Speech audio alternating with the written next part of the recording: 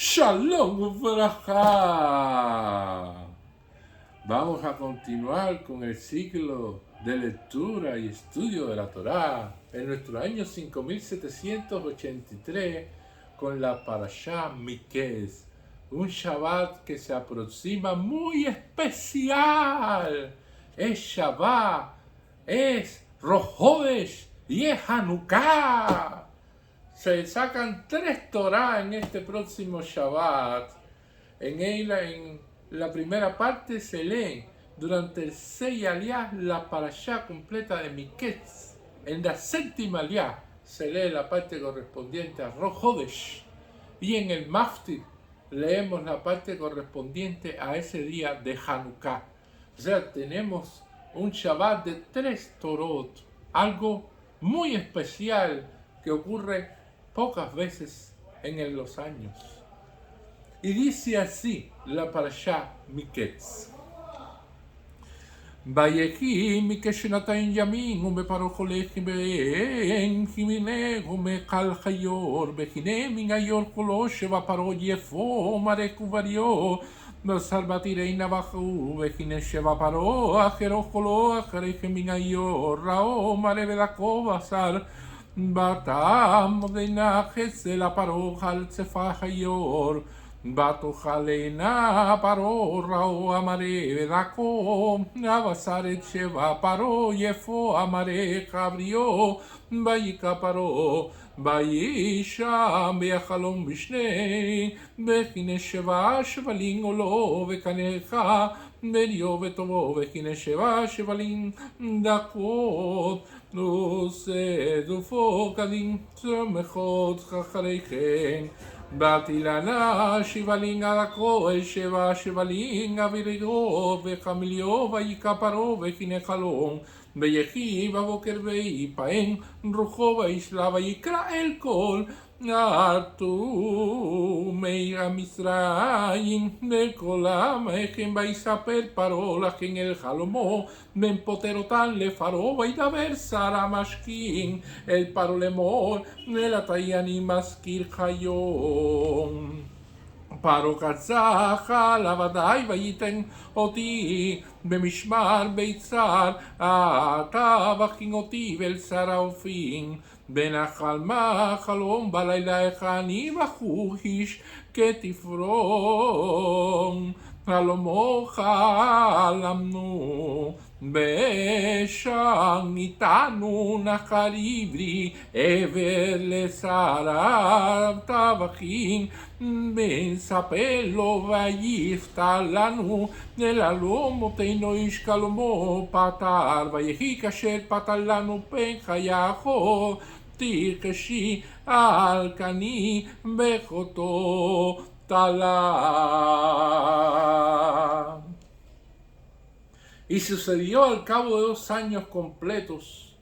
El faraón estaba soñando y he aquí que estaba parado sobre el río, cuando he aquí que el río subían 7 vacas hermosas de aspectos y robustas de carne que pastaban en los juncales.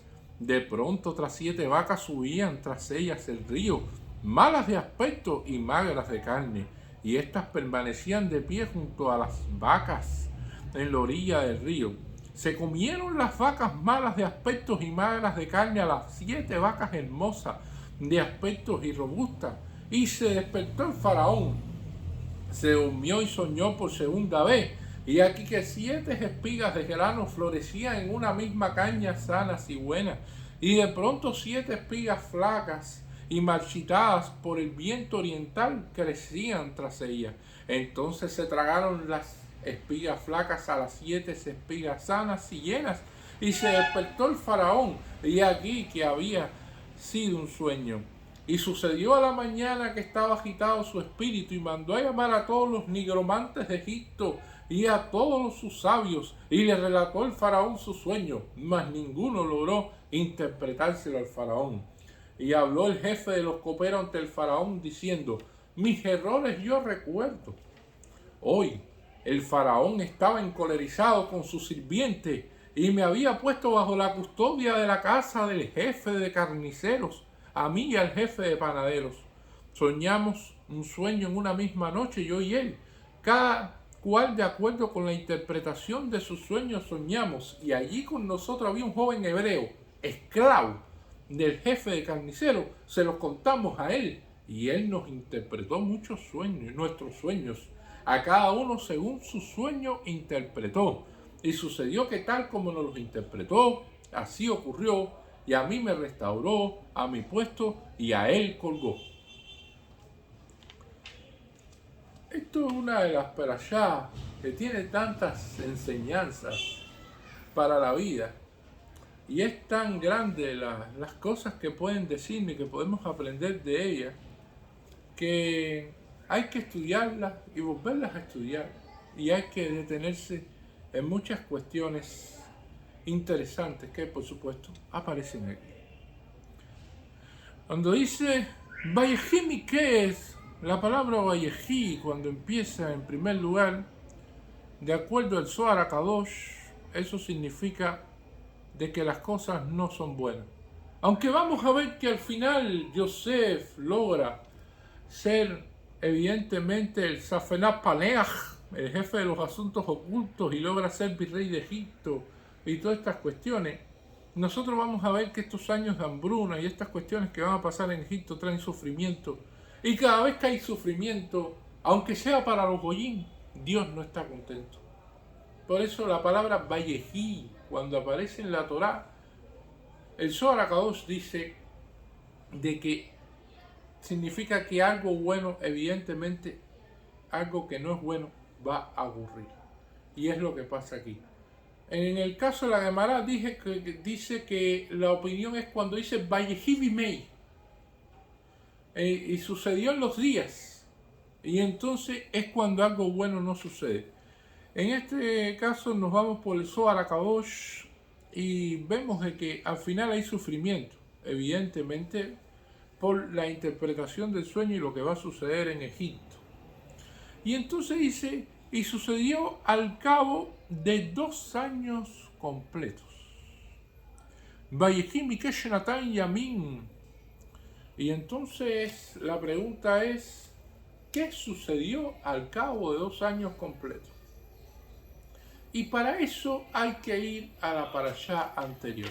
En la parashá anterior, en el final, vemos en la cuestión, en los últimos pesukim, dice: Váyase Saramashkin el Atmash, que Jubayiten Akos al Kaparo, Bel Sara, Ofin, Talakasher Patal, la Gen Yosef el Sahar, el Ramashkin el Yosef, Mashishkajehu.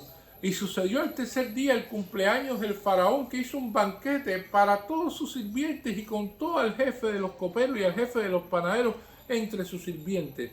Restituyó al jefe de los coperos sobre su bebida y él colocó la copa en la palma del faraón, pero el jefe de los panaderos colgó tal como lo había interpretado Yosef. Pero no recordó el jefe de coperos a Yosef, sino que se olvidó de él. Yosef interpreta en la prisión los sueños del panadero y del copero. A uno le dice al panadero que evidentemente será juzgado y será condenado a muerte. Y le dice al copero que será restituido a su cargo. Y Yosef le dice al copero: acuérdate de mí. Recuérdame, sácame de aquí. Es injusto esto que yo he estado sufriendo, esta prisión aquí. 10 años de prisión. Y estos 2 años fueron después que él le dijo eso al copero y al panadero. O sea que Yosef, en vez de pedirle a Hashem de que lo saque de la prisión, que Hashem es quien te puede sacar de una prisión y Hashem es el que puede resolver todos tus problemas, porque precisamente son pruebas que él ha puesto, confía en el Goy, confía en el hombre, confía en la persona. Y cada vez que se confía en la persona, generalmente lo que se obtienen son decepciones. El copero no se acordó de Yosef para nada, ¿Por qué se iba a acordar? ¿Qué le iba a resolver Yosef a él ya una vez que fuera restaurado su gran puesto de copero, de servirle directamente al faraón y esa posición social y económica que iba a alcanzar nuevamente? Yosef no valía la pena recordarse de eso. Es cuando usted le dice a una persona, y por ejemplo va a haber un mecánico, y el mecánico no va a resolver nada consigo, y le dice, recuérdame a ver si tiene estas piececitas, y el mecánico no va a obtener ningún interés de eso, porque sencillamente no va a poder sacar dinero de esas cosas. Entonces no se acuerdan, porque la gente generalmente se acuerda de las cosas cuando va a resolver algo. Si el copero fuera a resolver con Yosef, se acordara de Yosef. ¿Y cuando el copero se acordó de Yosef? Cuando el faraón tuvo el sueño y cuando no había nadie que podía interpretarlo. ¿Por qué? Porque las personas que tienen dinero, las personas que tienen poder, creen que lo pueden resolver todo. Y al ver que no pueden resolver algo, entonces tiran las cosas contra el piso, se vuelven inestables, se vuelven paranoicos. Son paranoicos. Y entonces, ante eso, el copero dijo, mi puesto está en peligro en este momento. 2 años después, mi puesto está en peligro, porque si yo no le doy una solución a esto, este hombre me va a tirar la copa por la cabeza del faraón, o lo van a quitar de faraón, o va a suceder otra cosa. Y entonces, al final, por eso se acordó de Yosef, cuando le hizo falta. Y esto nos da una explicación específica de cómo se comportan los hombres. Y así fue que sucedió al cabo de los años completos, que él le dijo al copero que se acordara, y no se acordó, que el faraón estaba soñando. Y aquí que estaba parado sobre el río. Y esto es una de las cuestiones interesantes. Todas las cosas que la persona sueña, algunas cosas hacen, la persona lo pone dentro del sueño para engrandecerlo. ¿Por qué? Porque evidentemente algo parte del sueño que hace creer al faraón de que él no es una persona común, que él es un dios, Shalom, Barminan. Él se cree que él es el jefe de Egipto. Por eso dice que él estaba parado sobre el río.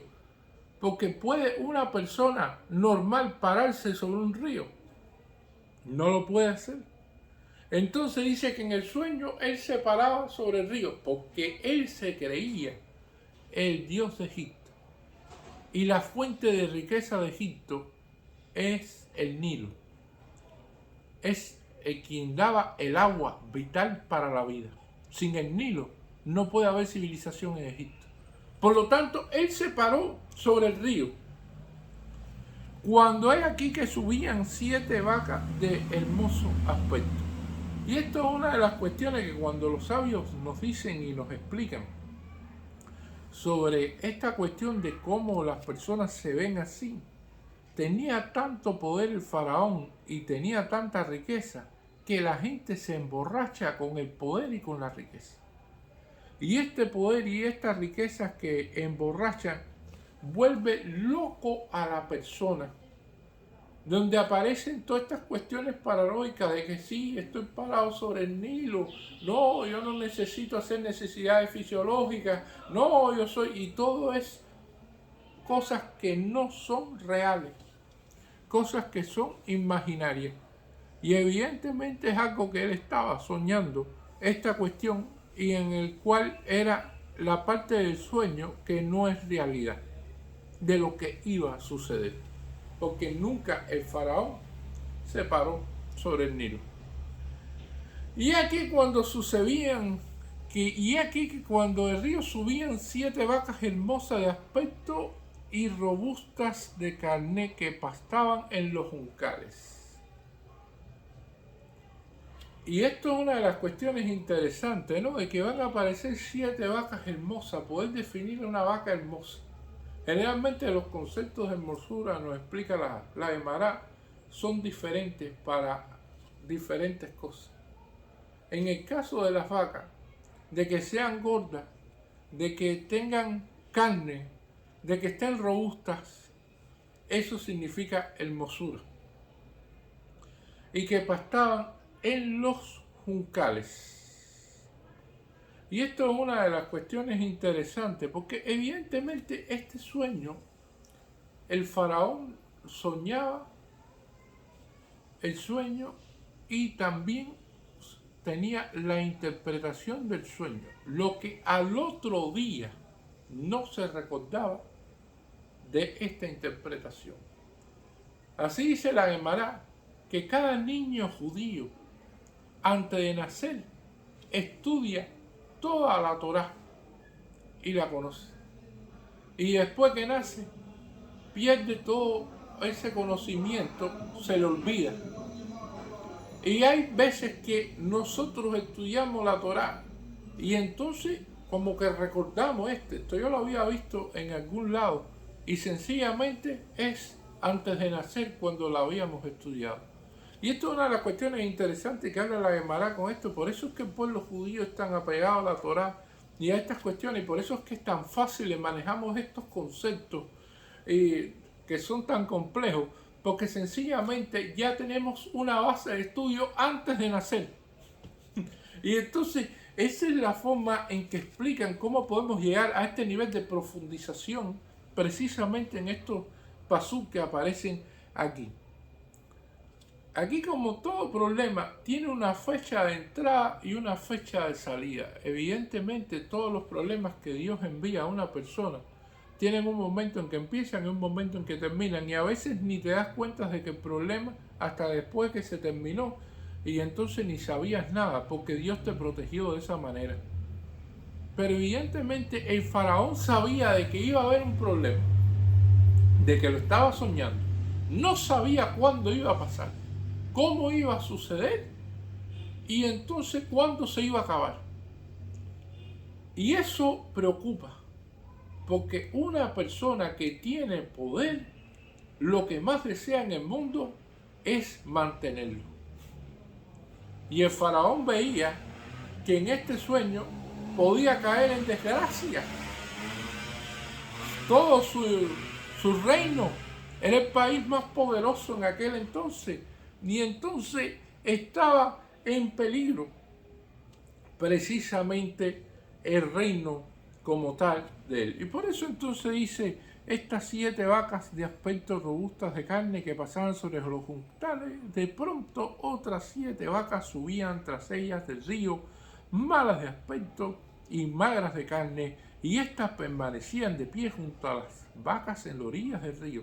Se comieron las vacas malas de aspecto y magras de carne a las 7 vacas hermosas de aspecto y robustas, y se despertó el faraón.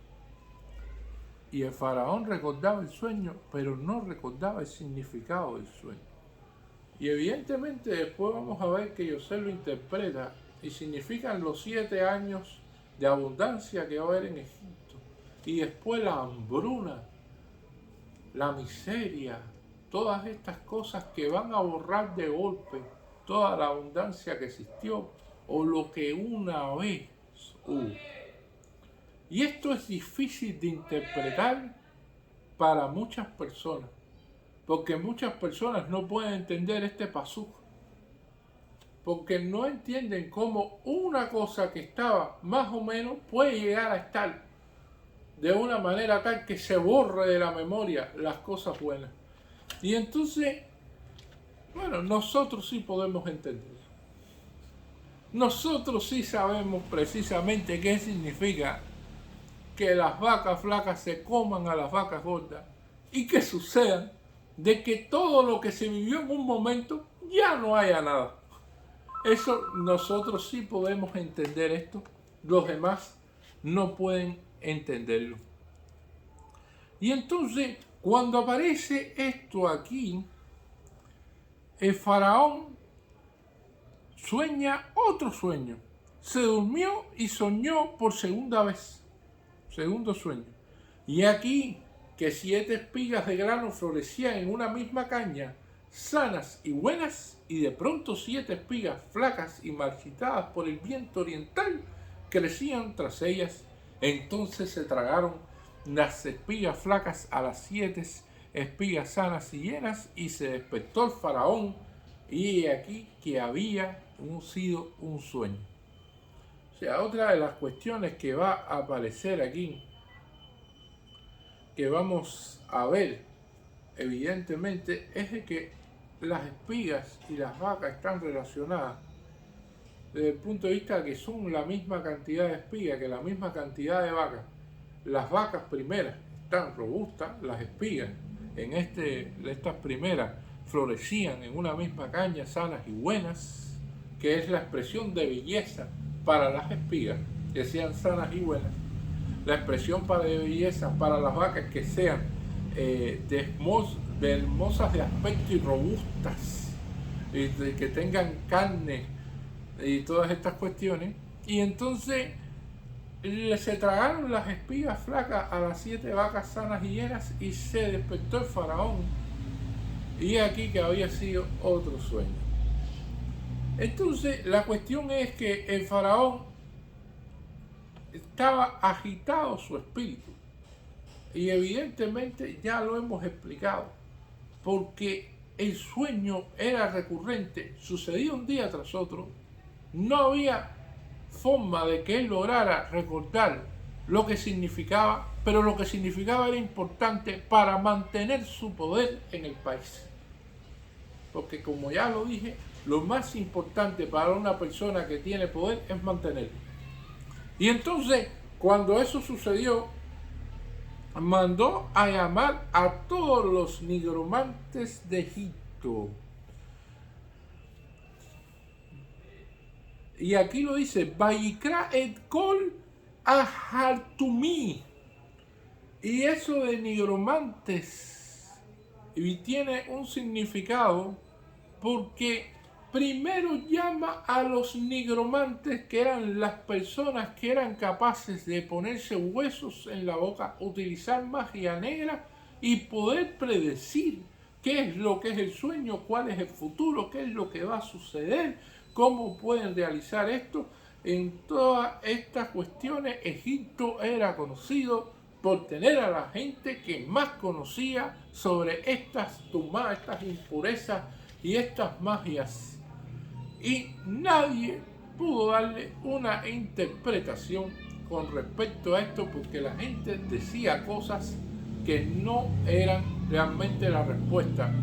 Como que le dijeron que iba a tener 7 hijas, las 7 hijas iban a nacer y que después las 7 hijas iban a morir.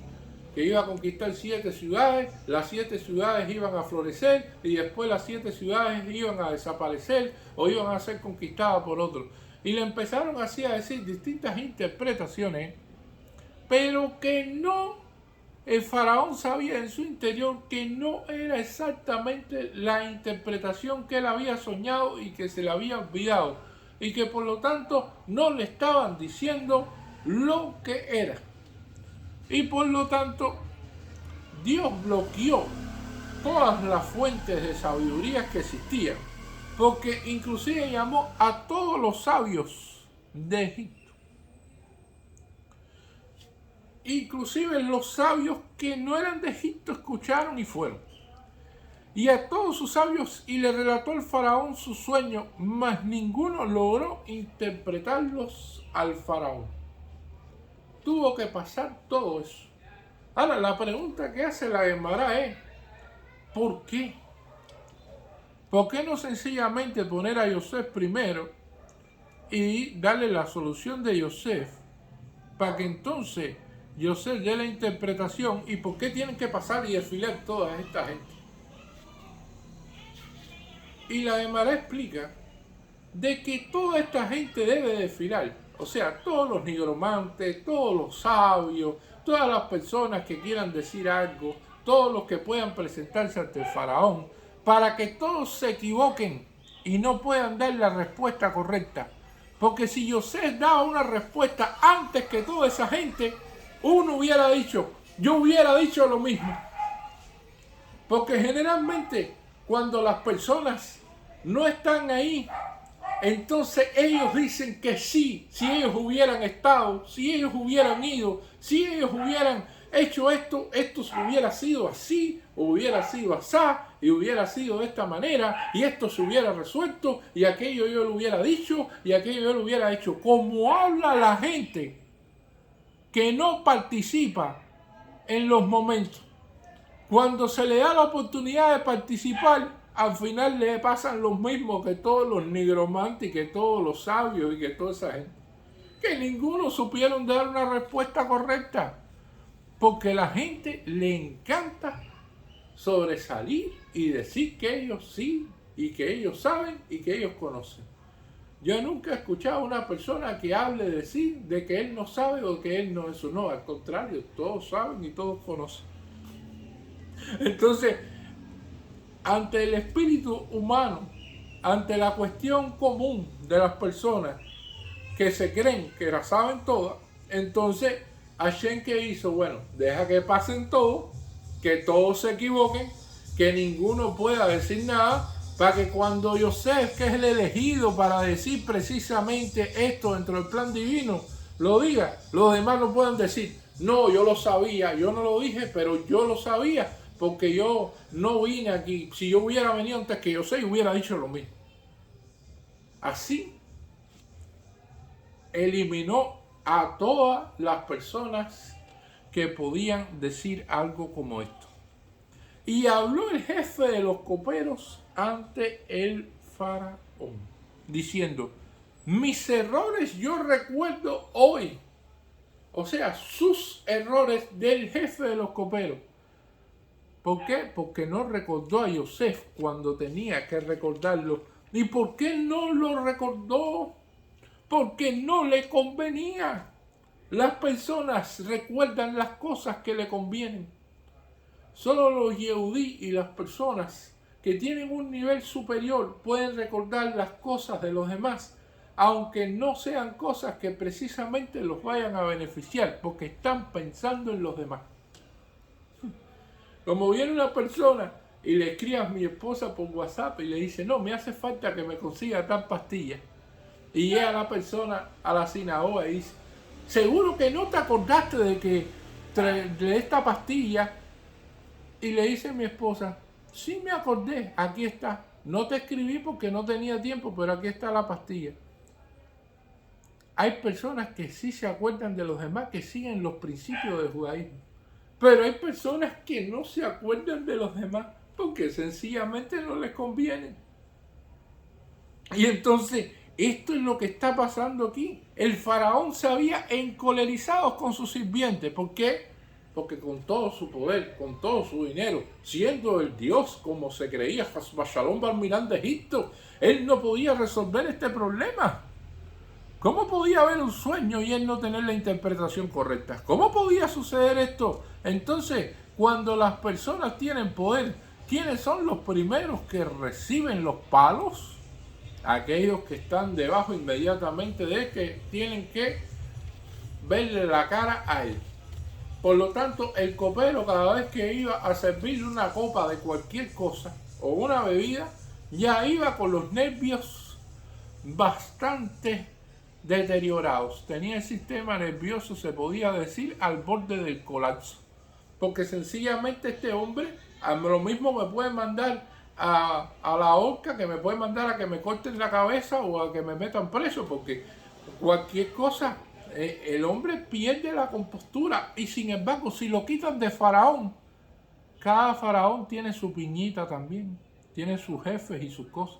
Por lo tanto, él no, a lo mejor no iba a mantener su poder, porque cada líder y cada persona de poder tiene su gente que lo rodea y lo acompaña, tiene sus satélites. Por lo tanto, no aseguraba el jefe de los coperos que él iba a seguir siendo copero si cambiaban al faraón por inestable. Y entonces, me habían puesto bajo la custodia de la casa del jefe de carniceros, que era sencillamente la prisión, a mí y al jefe de panaderos. Pues precisamente, y soñamos un sueño en una misma noche, yo y él. Y cuando de acuerdo a las interpretaciones de sus sueños soñamos, y allí con nosotros había un joven hebreo, esclavo del jefe de carnicero. Y esto es importante, que cómo caracteriza a Yosef, joven. Cuando usted dice que una persona es joven, ¿qué trae consigo? De que es inexperta, que no tiene experiencia, que es una persona que en todos los aspectos le falta mucho por aprender, de que no tiene la seriedad necesaria. Cuando usted dice que alguien es joven, sencillamente es todas estas cosas, que no ha madurado lo suficiente. Por eso le dice que es joven, para denigrarlo. Que es hebreo, pues dice joven hebreo. O sea, el hebreo es alguien más visto en Egipto. Al revelar su origen al faraón, le dice que es una persona indeseable para los egipcios, porque sencillamente los hebreos pastan y son pastores, y los dioses egipcios, como pudieron ser el Corbán de Pesach que conocemos, ellos tenían adoraciones con esos animales que nosotros comemos, y por lo tanto éramos personas que no éramos buenas para ellos, porque precisamente sacrificábamos a lo que ellos consideraban dioses. Entonces, por lo tanto, este es un joven hebreo esclavo, más bajo todavía, inexperto, incapaz, hebreo, esclavo. O sea que hizo algo malo, cayó en la esclavitud. Esta persona está lo más abajo y está preso. Además de ser esclavo, está preso en la casa de jefe de los carniceros. Está allí en esa prisión. Por lo tanto, esta persona es lo más bajo que existe. Y esto significa que si por alguna casualidad Yosef le iba a dar una buena interpretación al faraón, como sucedió, ya el copero está preparando el terreno, como Rachá que es, persona malvada, para que precisamente no le den ningún cargo, ni le den ningún favor, ni le den ningún tipo de pleitesía, ni lo ayuden en nada, porque sencillamente no quiere que este muchacho, que puede llegar a ser alguien grande, lo sea. Pero aquí no es lo que él quiera, es lo que Hashem decida. Y eso es lo que cambia las cosas. Las personas creen que lo que sucede es muchas veces lo que ellos creen, o que a veces cuando no sucede lo que ellos quieren es lo que tuvieron mala suerte o tuvieron determinadas cuestiones. Pero no es así tan sencillo. Hashem tiene un plan. Y entonces, independientemente de todos los descalificativos que diga, de todas las cosas negativas que diga, Yosef llegó a ser quien él menos pensaba que iba a ser. Porque evidentemente un esclavo no puede ser rey. Y un hebreo no puede gobernar Egipto.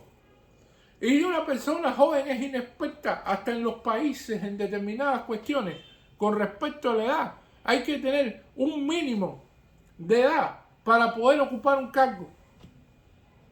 O sea, que la persona para ser presidente de un país tiene que tener más de 50 años, o puede tener más de 40 años, porque no se permite de que una persona con 15 años gobierne un país, porque hasta las constituciones lo tienen. O sea que es joven, hebreo y esclavo. ¿Cómo va a ser virrey en Egipto? No le den ninguna oportunidad. De jefe de carnicero, y se lo contamos a él. Y él nos interpretó nuestro sueño, a cada uno según su sueño interpretó. Y sucedió tal como nos interpretó, y así ocurrió. A mí me restauró, y a mi puesto, y al panadero colgó. Por eso dice, y a él colgó. Y envió el faraón llamar a Yosef, y con rapidez lo sacaron del calabozo. Entonces aquí los sabios se preguntan, bueno, Yosef es llamado 2 años después. ¿Qué noche fue llamado Yosef? Precisamente del calabozo. pues fue llamado en Rosh Hashanah. ¿Qué sucede en Rosh Hashanah? Yom Adin, día en que se juzga a los hombres y a todas las cosas, animales, todo se juzga ese día. Y entonces fue juzgado en ese día y fue sacado con inmediatez. No por la prisa del faraón, porque le interpretara el sueño, sino porque Hashem quería que ya la solución en Rosh Hashanah ya había llegado el veredicto. Juzgó y dijo, le toca salir de la prisión y le toca convertirse en virrey. Y por lo tanto forma parte del plan divino. Y en Rosh Hashanah fue cuando sucedió. Por eso nuestros sabios dicen que los sueños que se tengan en Rosh Hashanah hay que analizarlos bien. Aquí sucede cuestiones de que ellos prepararon a Yosef porque se afeitó y se cambió de ropa y llegó ante el faraón. Y esto es muy interesante. Afeitarse, o sea, peinarse, todas estas cuestiones en Rosh Hashanah. Y entonces hay un rabino Shlomo Kruger, que dice que si uno en Rosh Hashanah es llamado ante un presidente de un país, ante un rey de un país, ante un emperador, ante determinada personalidad, que es una personalidad importante, alguien de mucho poder, puede peinarse, puede pelarse, puede acicalarse. En este caso, esta es la opinión de él. Los otros rabinos no comparten esta opinión. Los otros rabinos dicen que era un sadik Yosef con pikua nefesh, o sea, con peligro para la vida. Y por lo tanto tenía que presentarse lo mejor posible ante el faraón, cambiar sus vestimentas harapientas, porque las personas generalmente, de acuerdo a cómo se vistan, también te juzgan. No solamente te juzgan por lo que tú sabes, sino por lo que tú representas en el plano visual al tú vestirte. Entonces no podía ir vestido ni completamente así como estaba, que no estaba acicalado, porque sencillamente no iba a dar una buena impresión a la vista del faraón. Y este es un mundo en el cual la gente vive atrás de la imagen, porque la imagen a veces es más poderosa que la propia, se puede decir, inteligencia de la persona o la capacidad de la persona. Este es un mundo de imagen desde aquella época, y por eso la importancia de vestirse correctamente, y la importancia de estar de la mejor manera posible presentable. Y esto es una de las cuestiones, porque mira que Yosef, no dice el Aria Kadosh con respecto a esto, sufrió con la vestimenta. ¿Qué provocó que Yosef fuera vendido como esclavo? Que Tones Pasín, la camisa que le regaló Jacob, esta túnica con colores, con mangas largas, por este pedazo, se puede decir, de tela, los hermanos se encolerizaron y lo vendieron como esclavo por esa vestimenta. Después le dieron una vestimenta de ellos, porque ¿qué pasó con la vestimenta de Yosef? La bañaron de sangre y le dijeron que lo habían aniquilado una bestia salvaje. Por lo tanto, le trajeron la vestimenta y se reconoce de quiénes son estas vestimentas. ¿De quién es esto? A Jacob le dijeron así, lo engañaron los hermanos de Yosef cuando lo vendieron como esclavo. Y entonces le trajeron esa vestimenta bañada en sangre, y la vestimenta que tenía Yosef, que fue la que le dieron los hermanos hasta ahora, hasta ese momento, estaba rajada. ¿Por qué? Porque la esposa de Potifar, cuando se intentó seducir a Yosef y Yosef se escapó de la habitación, ella lo agarró por atrás y le rasgó las vestimentas por atrás, porque Yosef estaba intentando huir. Y por lo tanto, ¿qué ciclo de la ropa y de problemas con la ropa llegó hasta este momento en que Yosef se cambió las vestimentas? Porque el Ketón es Pasín, lo explica el Aria Kadosh. O sea, la cuestión de vestirse muy por encima a veces de lo que uno es, trae envidia. Y la envidia no es buena. Esto es una de las cuestiones que habla con respecto a esto. Y entonces, la cuestión de que cuando nosotros vemos en esta parte de la perashá de las vacas, nosotros vamos a ver dos cuestiones importantes en la vida: la abundancia visual y la abundancia real.